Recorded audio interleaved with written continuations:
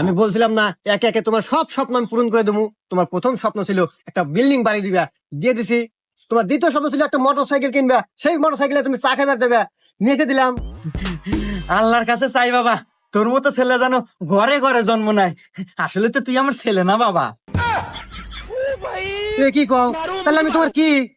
আরে বাজান, তুই আমার একমাথা হিরে। ওহো, আগে কবে না, আমি আবার অন্য কিছু ভাবছি। আচ্ছা বাবা, আমার কি বাজানি ডাউট ডাউট লাগতেছে, তুই যে বিমান চালে এতটা ইনকাম হরস, তুই বিমানটা চালাস কখন? তোকে না সবসময় বাড়িতেই দেখি।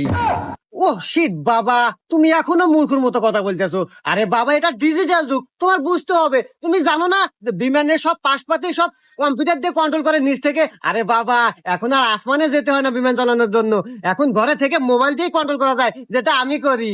হ্যাঁ, আমি বাবু মূর্খ সূর্খ মানুষ, তোকার এই ডিজিটাল যুগের কোনো কিছু বুঝি না। আচ্ছা যা হয়েছে ওই গা, আগে গাড়িটা দে, আমি চা খা আসি।